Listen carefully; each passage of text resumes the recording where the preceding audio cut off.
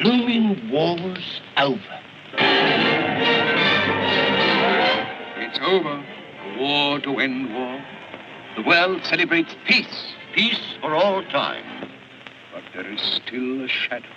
The unheeding world neglects the first signs. But little by little the shadow grows. One man alone, Has dared to forge anew the dreadful forces of destruction. and unleash them.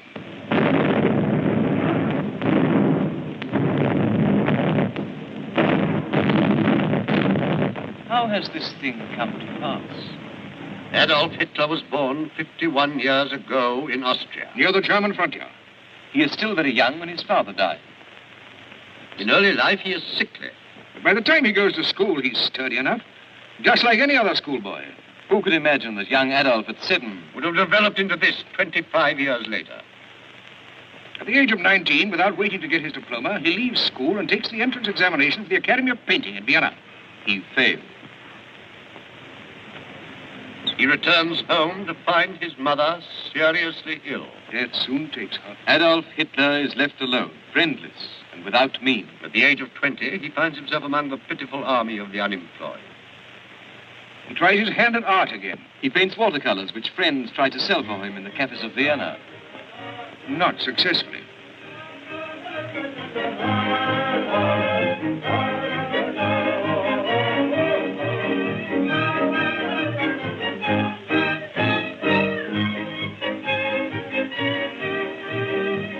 So he takes copies of old masters. And forges names to them. Yet for all this, he earns only enough to keep himself from starvation and to find a bed at night. In the doss houses of Vienna. He's 25 years old, this Austrian. When Kaiser Wilhelm II of Germany decrees the war of 1914, The Kaiser promises, I shall lead you to an era of wonders.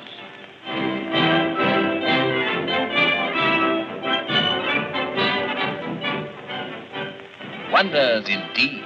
Germany invents new war horrors. First use of poison gas. Frightfulness, they called it then. Flammenwerfer by the Germans. Germany invents air raids, a nightmare legacy for all mankind.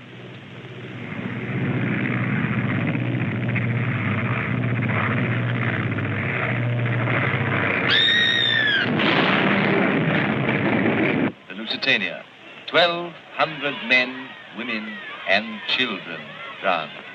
Spurlos versunken, sinking without trace. Another German invention. Hitler had dreamed of military glory, but again he must resign himself to obscurity. Along with Germany, his country is defeated. Is ruined.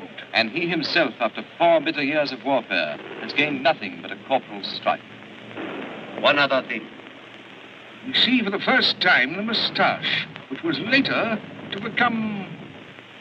And later still, Hitler is 30 years old and a failure. So he must have remained.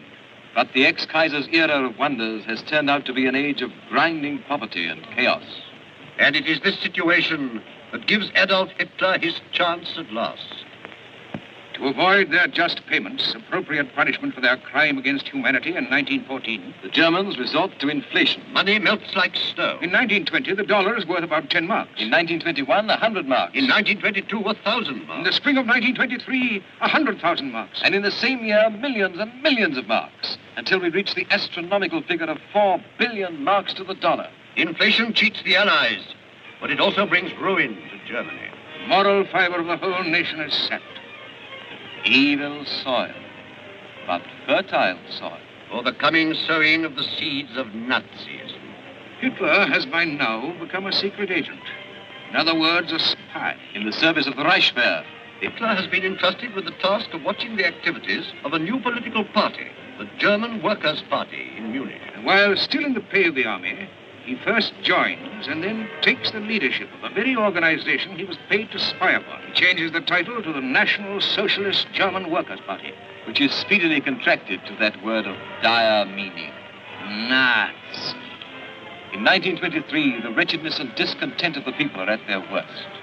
It is on November the 9th that Hitler and his associates, including the famous General Ludendorff, decide that the moment has come for them to make a bid for power. They are so sure of success that they draw up in advance the proclamation that their provisional government will make to the people after their coup d'etat. But the coup d'etat failed. The Nazi ranks waver and break. On the eve of the rising, Hitler had sworn to do or die. I have bullets in my revolver for my comrades and one for myself. If we fail, he declared. It was just a promise. First of so many.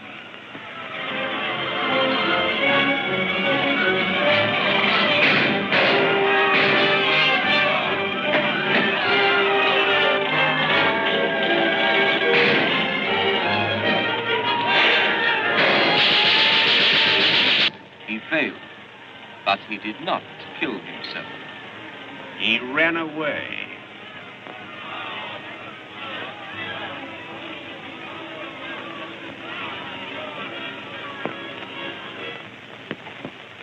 But he is caught and put on trial. The sentence is 5 years imprisonment in the fortress of Landsberg. But his treatment is by no means severe, and he uses this enforced leisure to write his now famous Mein Kampf. Germany's Book of Doom. Outside the prison walls, the situation continues to cause alarm. It is feared the communist propaganda will ultimately triumph. Those who had supported Hitler before, captains of industry, financiers, generals, unite to obtain his freedom. It isn't Hitler they're concerned about. They want to create a diversion against the menace of the Red Wave. He is released from prison to find that his backers are readier than ever to give him help. And so begins that era of power propaganda that eventually makes Hitler not the leader of a party, but imposes him upon a whole people. Leaflets, Pamphlets, books, an avalanche of words. and promises. The German loves the uniform. So Hitler gives out uniforms. Uniforms for everybody. uniforms for boys. Uniforms for girls. For journalists, for motorists, workmen. Whole factories are made over to manufacturing Nazi uniforms. Newspapers are required to spread the doctrine. Nazi cigarettes are introduced with pictures of the leaders on the cards. And the factories where the cigarettes are made belong to the party. The sales of cigarettes, uniforms, arms, insignia, flags bring in over 70 million marks a year. All profits for the party. The Nazi party. Like a quack selling a panacea at a fair, Hitler makes the Germans believe that the Nazi policy is a cure for all their ills. He promises everything to everybody. And all the time, the big parades go on. Bigger and always bigger. So that the people in their wretchedness, hungry and unemployed, swarm in their thousands into the Nazi organization. The brown shirts become an army, the private army of a single man. A man who aspires to become dictator of Germany. Dictator of Europe itself. But many serious Germans still hold him suspect. The problem is solved in one stroke, the Reichstag. Germany's parliament building catches fire on the night of February the 27th, 1933, a few days before the so-called elections, which were to confirm or otherwise Hitler's accession to the chancellorship. The communists are proclaimed the culprits. Hitler and his men declare it was meant to be a signal for a Bolshevist revolution. It was, of course, necessary to produce the actual perpetrators of the fire. So a young Dutch half-wit named Marinus van der Lubbe, found by the police in the burning ruins, Although there were no witnesses to his arrest except the police. is made the chief incendiary and put on trial. The others arrested are 3 Bulgarian communists, Dimitrov, Popov, and Tanev. He voluntarily surrenders when he hears he is accused of complicity. The trial is a mockery, a solemn legal farce. Van der Lubbe has to... One day, van der Lubbe shakes off his torpor. How many more times have I got to say it? Yes, I set fire to the Reichstag. I've said it hundreds of times. This has been going on for 8 months now. This torture. I've no strength left. I can't stand it. Yes, I set fire to the Reichstag. I did it myself. Now sentence me and leave me in peace. Van der Lubbe is condemned to be beheaded. The others, except Torgler, are set free. So Hitler is confirmed as chancellor. He announces his policy. To the workmen, more wages. The employers, no strikes. To the small shopkeepers, legislation against the big stores. To mothers and children, protection against child labor. Promises. Promises that would have placed a whole nation in chains of slavery. The parade-maddened public acclaim him. Ovation succeeds ovation, but his megalomania is still not satisfied. One obstacle yet remains in the way of his ambition. Hindenburg is president of the Republic, and it must not be forgotten that Germany is a republic. The old marshal is a legendary figure of the Great War, a national hero, a national idol still, and behind him is the German army. As yet untouched by the taint of Nazism. But Hindenburg is old, very old, and Hitler knows he cannot live much longer. So he decides to become president too, and thus sole ruler of Germany. Then to remilitarize the nation on a scale never before known to mankind. First, however, he must deal with trouble in his own ranks. He hears of plotting. Hindenburg names General von Schleicher as his successor. Hindenburg has no love for Hitler. He despises him as a gasman. General von Schleicher and Captain Ernst Röhm, swashbuckler and pervert, joined together in a strange alliance to overthrow Hitler. Hitler acts as always, instantly and without mercy. General Goering is given the task of cleaning up Berlin, and his first target is the man who stands between his chief and the final fulfillment of his ambition.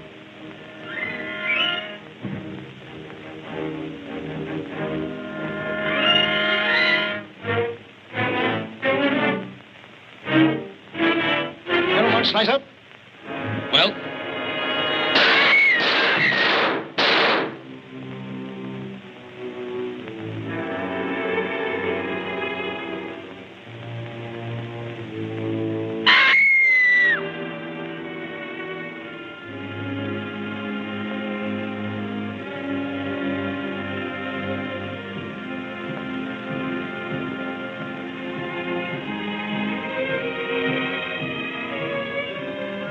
You've seen nothing? You've heard nothing? If not...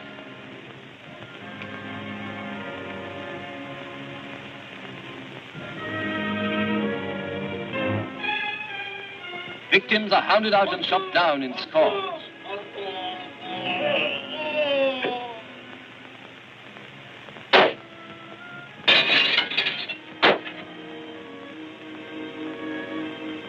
Some are told that their arrest was a mistake. They are freed.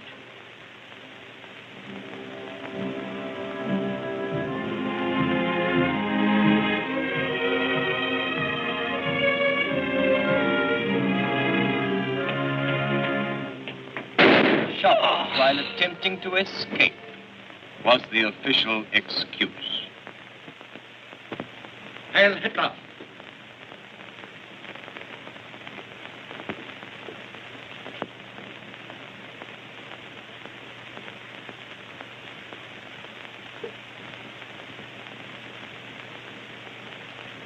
Hitler sends me that.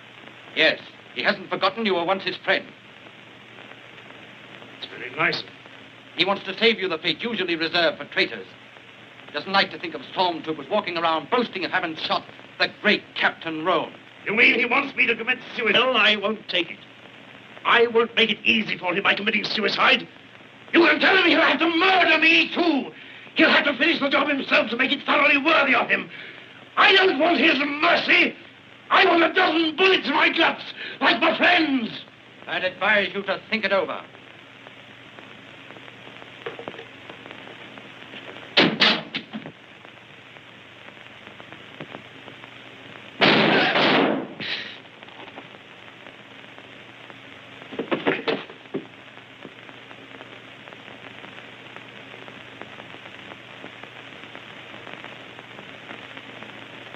Hitler is no master of the situation. And within only a few weeks, Hindenburg has the good grace not to exhaust his rival's patience.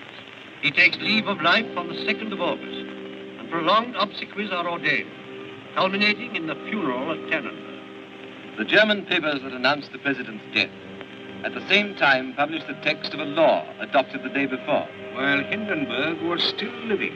decreeing Hitler president and chancellor. The same day, German troops are compelled to take a strange new oath. An oath of fidelity to Hitler personally. I swear by God this sacred oath that I will render unconditional obedience to the leader of the German Reich and people, Adolf Hitler, the commander-in-chief of the armed forces, and that I will, as a valiant soldier, at all times be ready to stake my life for this oath. And while the German people mourned the passing of the great marshal, the Austrian upstart secured himself finally in position as head of the German state. All that remains is the election. To confirm his succession, The people must decide. A foregone conclusion under the mass attack of Goebbels' hysterical propaganda. Hitler is duly confirmed. More acclamations. more ovations. But the public expects more than this. They want the fulfillment of all those pledges. Hitler cannot deliver. But he can and does dope his dupes with growing doses of anti-Semitism. He puts into effect his theory of racism, according to which only the 100% Aryan is worthy of living and propagating his kind in Germany. How different from the ideal are the leaders themselves.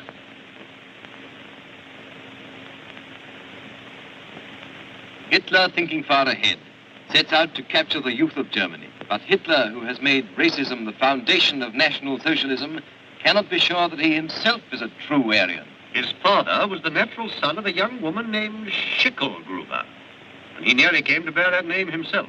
Could he have become the master of Germany if that had been the case? Instead of Heil Hitler, imagine the Nazi salute, accompanied by the ridiculous chant, Heil Schicklgruber! But as it happened, an old man, Johann Georg Hitler, at the age of 84, acknowledged as his son Adolf Hitler's father, the illegitimate Alois Schicklgruber, at that time 39 years old.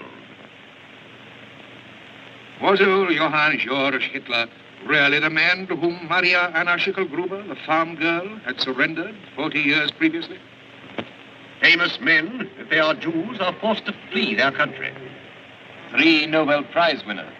Einstein, James Franck. Freud. all have to go.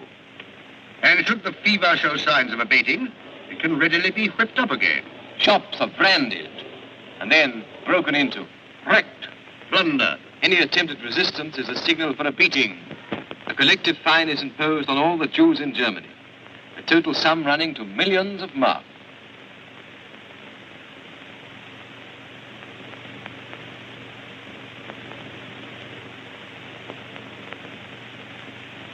Those who resist go to the dreaded Dachau concentration camp, where 100 die in the first 5 weeks. But in any case, the money is collected.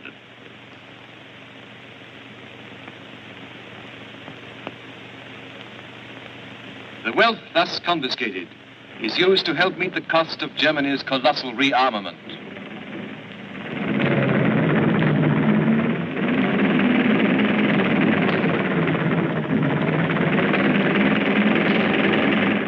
Not all the money is used in this way.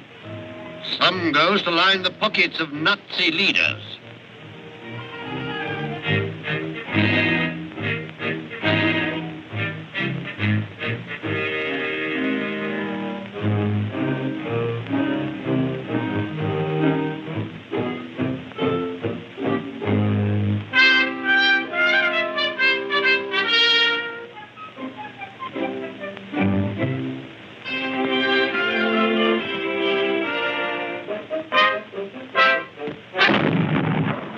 This hermit of Berchtesgaden wears strange sidelight on his complex character. Guarded by his boys, stormtroopers, he stands alone against this impressive background, face to face with the gigantic idol he has made of himself. If Hitler knows nothing of the sentiment common to mankind, it is because a single passion, all-absorbing, dominates him. He wants to be not only the greatest, the most powerful, but the only master.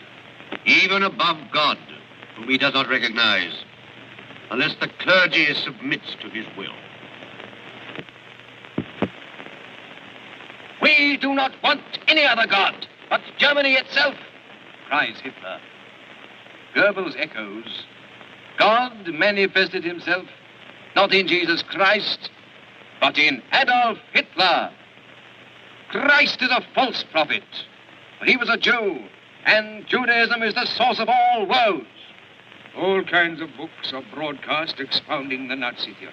Bolshevism, the fruit of Christianity. The fall of the gods. The Pope wants war. Catholic priests and Protestant clergymen, including the martyred Niemöller, are attacked or imprisoned when they resist the imposition of the Nazi theory upon their religion. Greater than the cross in Germany is the hooked cross.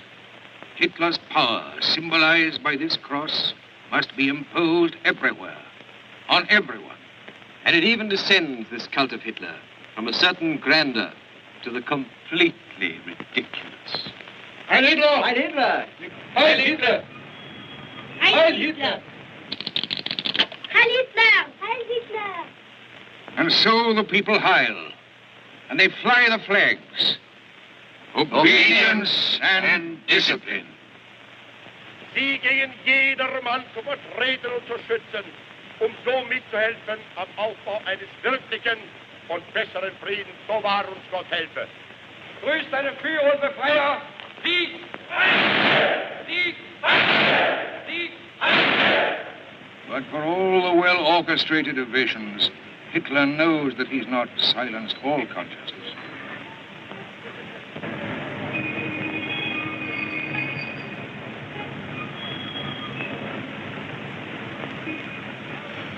There are still those who would like to reach behind this living wall of machine-made enthusiasm. The only news that they get in their newspapers is Nazi news. And it is forbidden to listen in to foreign radio. The Nazis try to create a Germany of just one opinion, one point of view.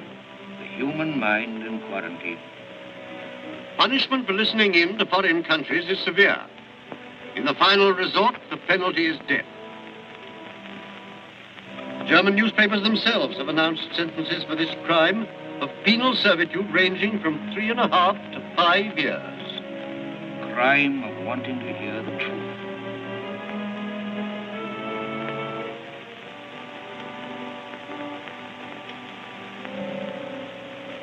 But the people do listen, and ingenious tricks are resorted to.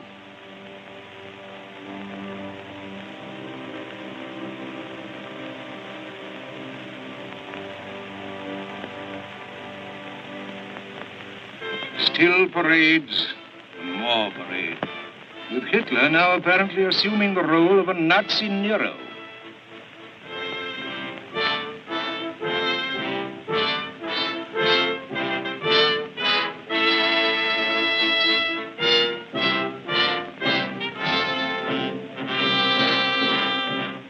He maintains his torrent of oratory. Dass Sie an diesem 29. Ihre Pflicht erfüllen, sondern unseres Volkes und seiner Zukunft wegen. Denn wir sind vergänglich, aber Deutschland wird bestehen. Wir werden sterben, aber Deutschland muss leben, jetzt und immer. An orgy of ringing declarations. The German people have no thought of invading any country. The German government, like the German people, are filled with the unconditional wish to make the greatest possible contribution to the preservation of peace in this world. Hamburg, August 1934. 10 months later, Germany announced conscription. We want to be a peace-loving element among the nation. We cannot repeat that often enough.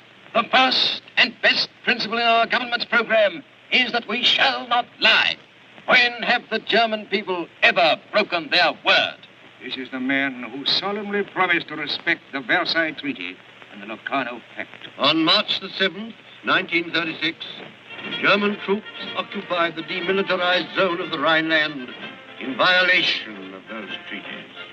May 1935. Germany neither intends nor wishes to interfere in the international affairs of Austria, to annex Austria, or to conclude an Anschluss. 5 months later, the Germans instigate riots in Vienna. And on July the 25th, they decide upon the murder of Chancellor Adolphus, who opposes the Anschluss. The Nazis masquerade in the uniforms of the regular Austrian army, seize the broadcasting station, and announce falsely that the Dollfuss ministry has resigned and that Rintelin, a pro-Hitler Austrian minister, has taken his place. Meantime, other Nazis have invaded the Chancellor and shot down Adolf. He is carried into an office and placed on a settee. And for nearly 4 hours, he lies bleeding to death, deprived of any help whatsoever. There ensues one of the strangest, most poignant dramas of the days before the war.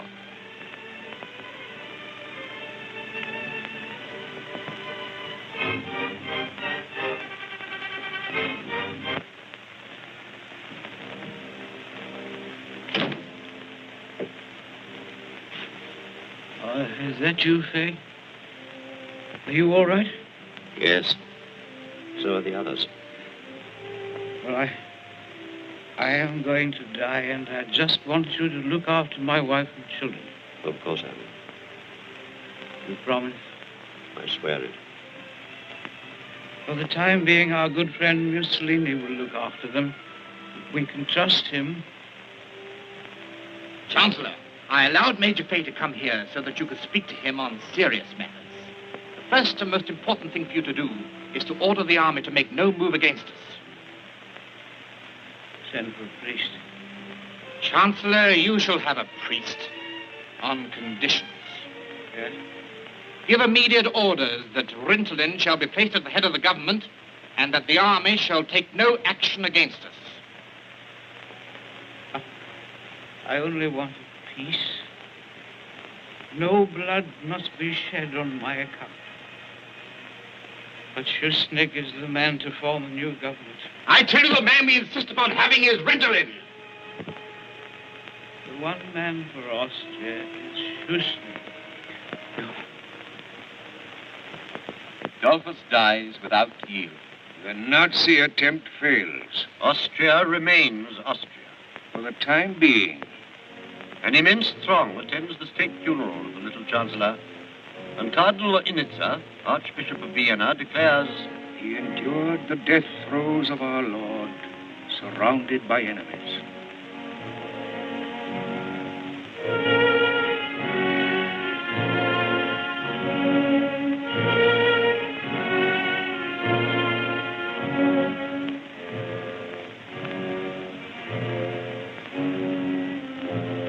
Austria's respite is only temporary. In March 1938, Hitler sends for Chancellor Schuschnigg and compels him to invite the Germans to take over Austria. German troops march into Vienna. the crime is consummated. Schuschnigg meets a fate almost worse than that of Adolphus. He is thrown into prison to face no one knows what torments.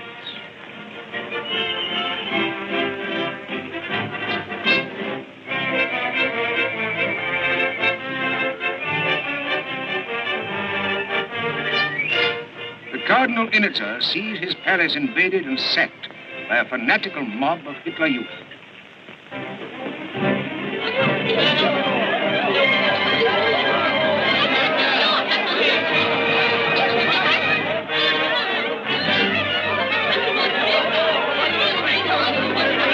Let's try this door. Come on. Look at it locked. Let's go on the other side.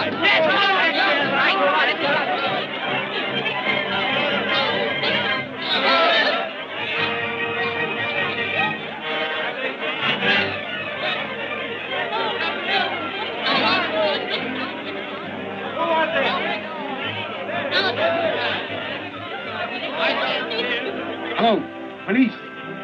Hello, police. Hurry up. Up you go. Break the window. Yes, smash it open. Break open the window. Please, send help quickly. Go on. Break it. Use your gun. Go on, break it down. Let's go on. Don't hit the other. Don't get the other end. That's right. Break it in. Come on. Stop. I beg of you, do not commit sacrilege. Remember, this is the house of the Prince of the Church. You old humbug. You can't stop us. Get out of the way.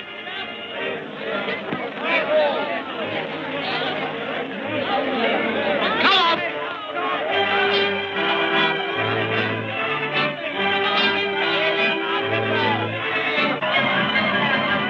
Here you are. There's another one coming down. No, please. We are precious treasures of the church. Get out of the way. If he won't let it go, send him down with it. Send him down.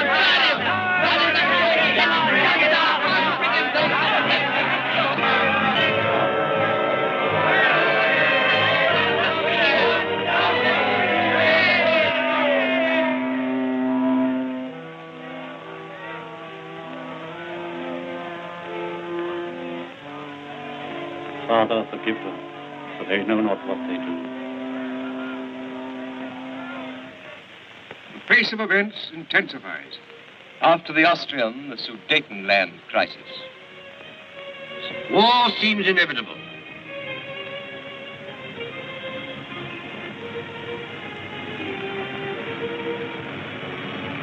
But the Pact of Munich establishes a new agreement. Hitler guarantees formally and solemnly Czechoslovakia's new frontiers.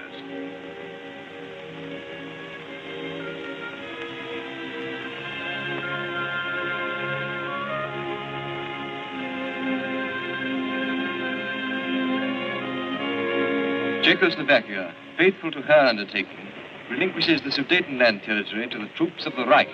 The world breathes with relief.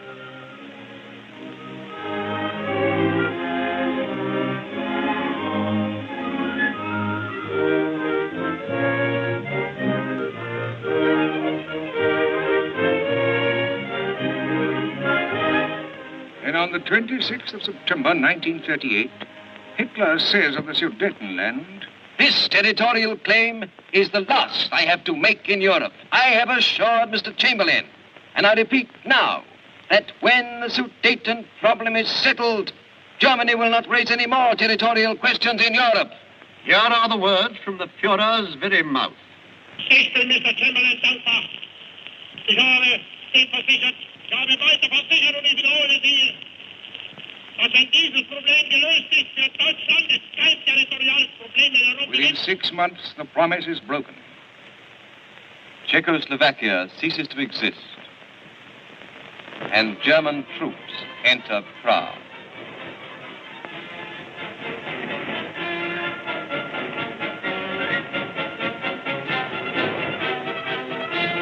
In the same month, the ogre of Berlin swallows the mere morsel of Memo, the Lithuanian port. Great Britain decides upon conscription, and Hitler is solemnly warned that any further act of aggression means war.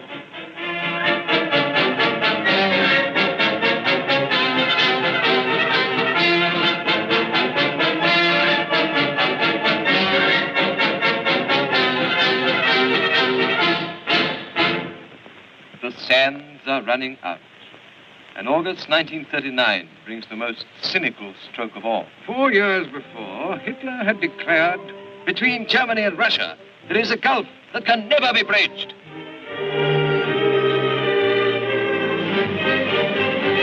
But von Ribbentrop arrives in Moscow to sign a non-aggression pact between Hitler and Stalin. the astonishment aroused throughout the world is soon tinged with irony. So paradoxical is this new friendship between the two dictators. Current cartoons hit off the situation. I've changed my emblem a little just to please you. There's nothing new under the sun. Hitler and Stalin disguised as Frederick II and Catherine the Great. Germany is no less astonished than the rest of the world. Especially the older people who are unable to understand such a fantastic somersault. But Hitler has always concentrated on youth. The young people are his. Caught up in their earliest years in the great Nazi machine. They think as Hitler wishes them to think. They will do only what Hitler wishes them to do. Their fanatical belief in their leader transcends all other consideration. Even family ties.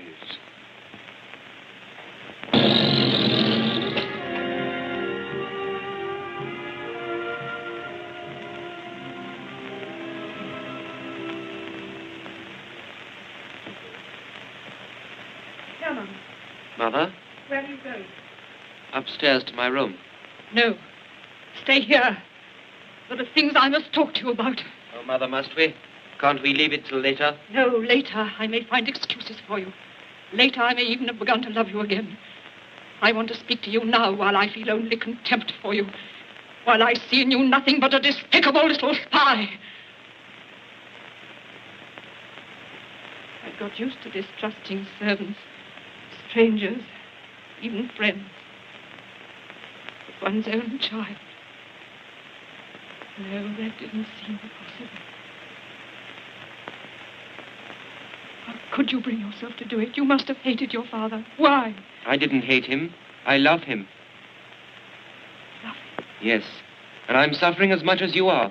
Probably more. After all, I was the one who had to denounce him. Oh, they forced you. They suspected your father and questioned you. Threatened you, perhaps. Do you really think that I'd yield to threats? Well, it would have been an excuse. I don't need excuses. I don't understand. That's obvious. When Emmy Anker informed on her mother, she didn't understand either. And when Franz Weber denounced his elder brother, his parents cursed him. Who are these people you're talking about? My comrades of the Hitler Youth. And yet, after denouncing her mother whom she adored, Emmy Anker hanged herself, and Franz Weber tried to commit suicide. You see, they'd simply done their duty, knowing they'd pay for it with their lives. Duty? Is that what you call it? To spy on your own family? To betray those who love you? Is that what you call duty? So you're proud of what you did. You sneaked off to your leader and repeated your father's words of your own free will? Of course. You're mad. You're all of you mad. You don't understand anything that doesn't conform with your comfortable bourgeois ideas. All the time you use the words family and love. Well, you know what I think? If Germany is weak and poor and foreign countries don't respect her, it's your fault. Yours and other mothers like you. You can't make a nation strong by bringing up her children in the bourgeois atmosphere of the home, by softening their spirit with sloppy sentiment. I wish I'd never loved you, never loved Father. Herman, don't. Don't, my little one. You don't know what you're saying. It's so terrible, these things you're telling me. It's horrible. Love is within the reach of any mere animal. The only sentiment that truly ennobles man is the spirit of sacrifice. Our Führers taught us that. That is why I despise your tales and why I'm proud of myself. I suppose that when I think of my father, I shall suffer sometimes. But I haven't any remorse. I know that I have no duties to anything but Germany, and I only live to serve her.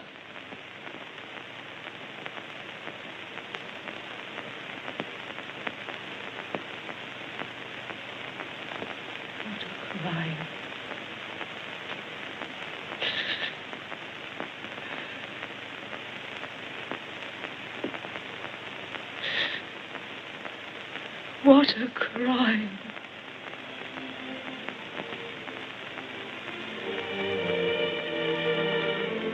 What a crime. And now the final and greatest crime of all. Poland invaded. Open towns bombed. Over 350 ships mined, torpedoed, or bombed to the depths.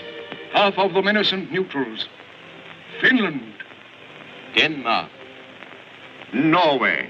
No people, however remote, are safe. Luxembourg. Holland. Belgium.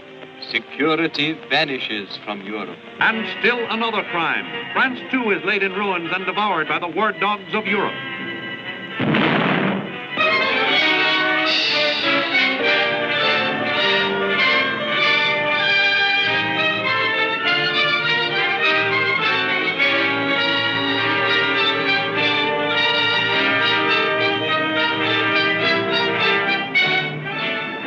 Why did Hess fly to the British Isles? Although it has not been officially admitted, the world now has reasons to believe that Hess came with a peace offer. Stop the war and join the Nazis in a joint war against the Soviet Union.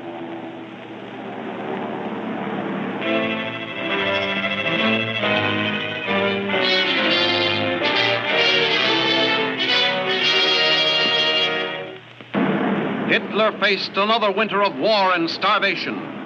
Grab the Ukrainian wheat, grab Baku's oil and other materials of war. Attack Russia was the order. Another pledge broken. Another Hitler crime.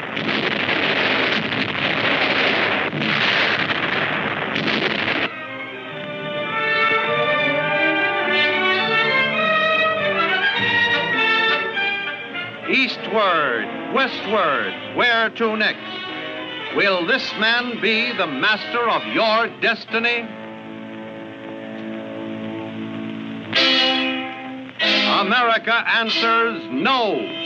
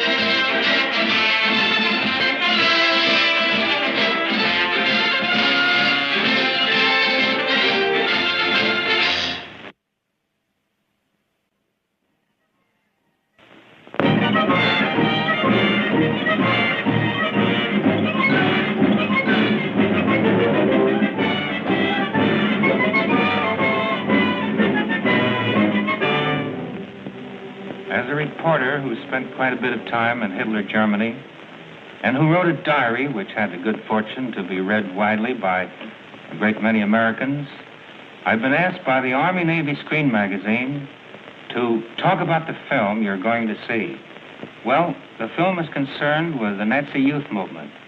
That is, it's about what Hitler has been able to do with the young people of Germany during the 12 years he's been in power. It's also enemy film, captured on the Western Front only a very short time ago. Perhaps that's one of the remarkable things about these pictures. They're so terribly recent. This is not a film of 5 years ago, or even of 2 years ago. To be precise, this is training film photographed in the winter of 1944 and 45, when, by all ordinary standards, the Germans should be ready to quit. Germany cannot be defeated, their set faces say. Let the very old doubt. Let the seriously wounded and the mortally ill believe all is lost. But not they, the young people.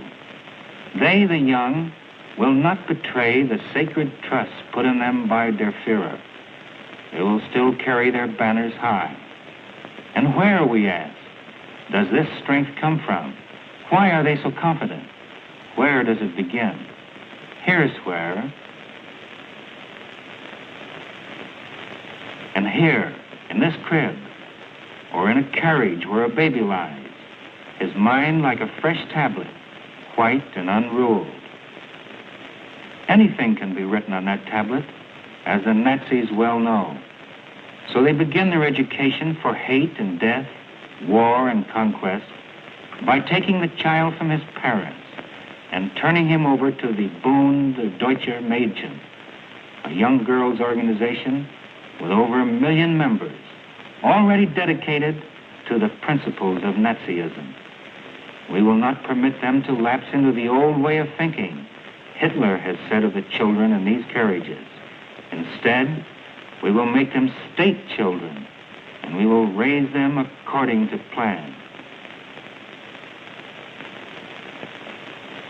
In Hitler Germany, when a child is able to walk, he's also able to march and to carry a flag.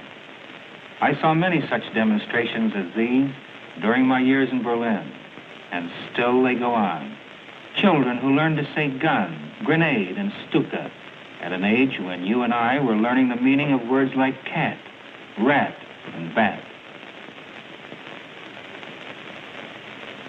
And instead of playing with dolls, they're taught to make helmets. Who uses a helmet? A football player, yes, but also a tank man. Here again in this group of Jugend, as they're called, we get the meaning of total war. Here, in these children, now a little older, and proudly exhibiting their swastikas, we see what the Nazis mean when they say that every member of the new generation must be brought under the spell of National Socialism. Today we know from the Nazis' loud boasts that there is no schoolboy, no apprentice working in the trade, whether a girl or a boy, who is not a member of some Nazi youth organization. In fact, such membership is compulsory, just as every young person is forced to dedicate himself to Hitler and the divine mission that Germany will one day rule the world. No, the young mind of the German child is no longer fresh and unruled. Hitler and the Nazis have marked it indelibly, black and deep with ideas we know belong to the Dark Ages: racial superiority, religious intolerance, and no respect for the rights of any people other than German. On the German report card, the word behavior has been changed to obedience. And here we see a group of Hitler youth being rewarded for their obedience and for the things they've learned, for knowing 141 experiments in gas and their antidotes, for knowing how to shoot, not only a rifle, but a machine gun. At the same time, they're taken on strength through joy tours and shown German monuments. Much time is spent on Frederick the Great, for he too once had the combined strength of Europe against him. But his enemies failed to remain united, and Frederick the Great emerged triumphant. And these German children are made to believe that the same thing will again happen in this war, that the English and the Americans hate each other, and that they have a common enemy in Russia. Every nation knows that its future resides in its youth, but no nation has known it better than Germany under Hitler, and none has worked harder to impress its young people with the ideas of sacrifice. And that's why, after 5 years of war, after Germany's cities have been bombed mercilessly and 6 million of her soldiers lie dead, the youth of Germany still wish to serve Hitler and eagerly accept jobs aboard submarines as helpers. Nothing would excite and please these young Nazis more than to venture into hostile waters on such a ship and sink important Allied shipping. This is General Guderian, a German hero to whom Hitler has given great power. We can understand the importance of young people in the minds of the Nazis when we realize that these personal appearances are part of a German general's daily routine. Guderian must not only match his military skill against men like General Eisenhower and Marshal Zhukov, but he must be ready at all times to impress upon the youth of Germany that Hitler is counting as much upon them as he is upon his armies. In the past, some have made the mistake of comparing various Nazi youth organizations with our own Boy Scouts and our YMCA. It's a bad comparison. This group of kids is not figuring out how to perform a good deed every day. They're not interested in helping a blind man cross the street or carrying an old woman's packages. This is war. These children know it, and they want more of it. Now we can begin to see why the German boy is so confident and why, when he learns the war is now being fought on sacred German soil, he is eager to volunteer for a labor battalion, eager to march off to dig the necessary tank traps and defense ditches.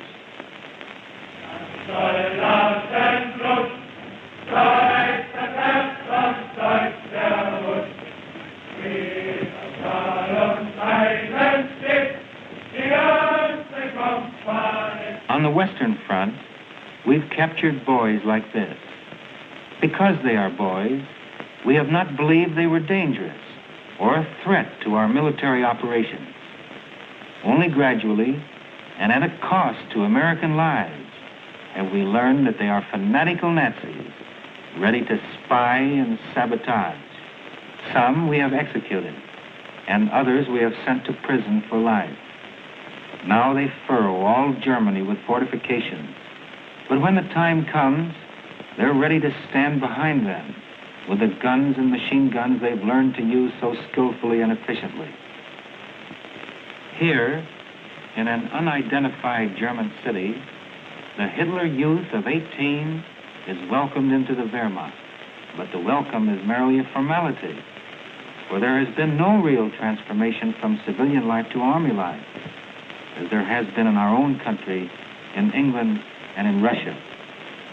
These men have never known the pleasures of a home, of a family, of going to church on Sunday, and of having a sweetheart that one day they plan to marry. The entire life of these men has been in a Hitler uniform. Hitler's orders, stated clearly in Mein Kampf, have been obeyed.